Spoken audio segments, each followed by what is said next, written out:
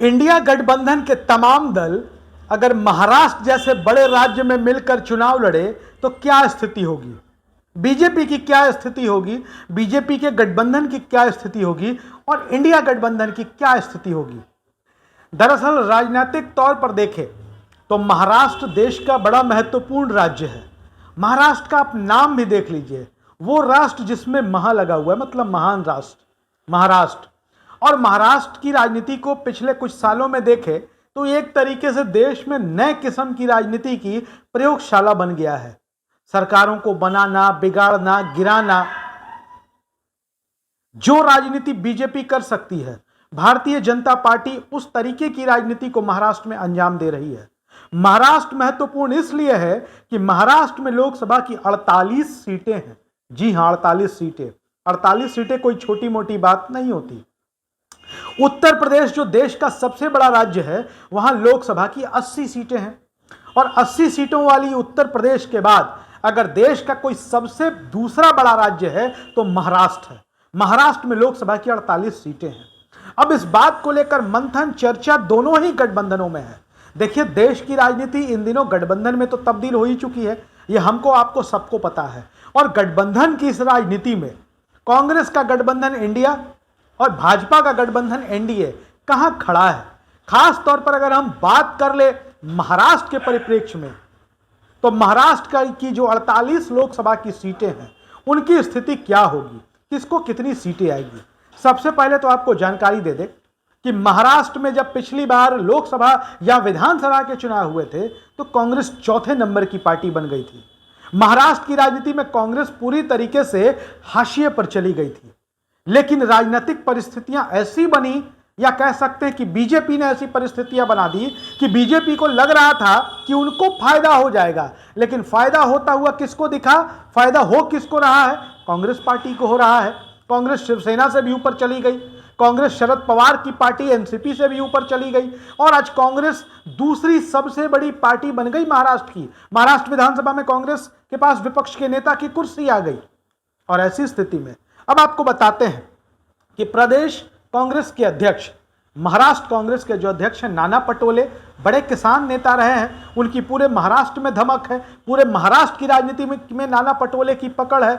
और नाना पटोले एक ऐसे नेता हैं कि महाराष्ट्र की हर गली में, गलियों की बात छोड़ दे, हर गांव में, हर तालुका, हर पंचायत में उनके समर्थक अपने हैं। और जब कांग्रेस पार्टी का समर्थक उनके साथ मिलता है तो कांग्रेस जमीन पर भी बहुत ही ज्यादा मजबूत हो जाती है।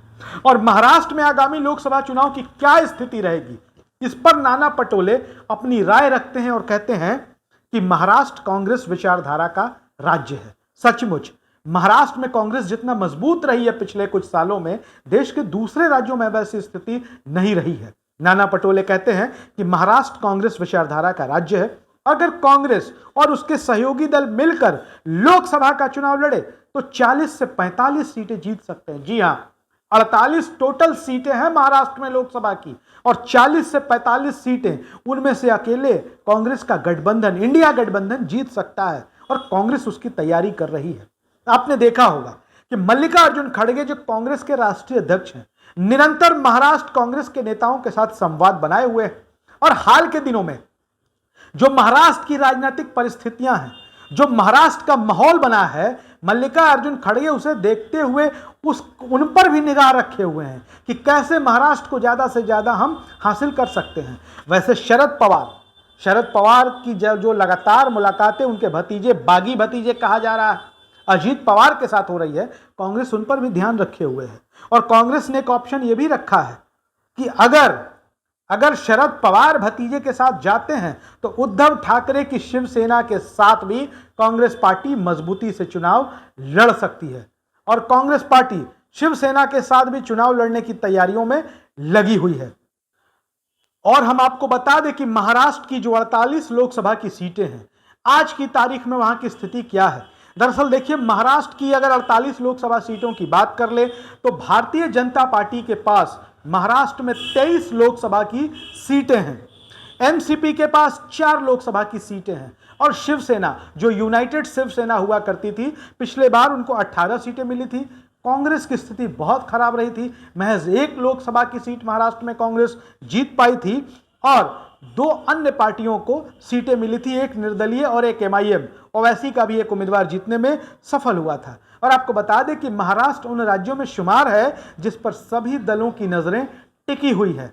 और इंडिया और NDA दोनों महाराष्ट्र में ज्यादा से ज्यादा सीटें जीतकर फतेह का झंडा लहराना चाहते हैं, अपना परचम लहराना चाहते हैं। इसके साथ ही आपको बता दें कि जो सर्वे आ रहे हैं, जो राजनीतिक पंडितों की राय है, जो राजनीति के विश्लेषक है, वो बता रहे हैं कि अगर महाराष्ट्र में इंडिया गठबंधन एकजुट होकर चुनाव लड़ता है तो 48 में 40 लोकसभा की सीटें इंडिया गठबंधन जीत सकता है। महाराष्ट्र को लेकर आपकी क्या राय है, आपकी क्या प्रतिक्रिया है, कमेंट बॉक्स में जरूर लिखिए और अपने राय हमारे साथ जरूर शेयर करिए, हमारे वीडियोस को शेयर करिए। धन्यवाद।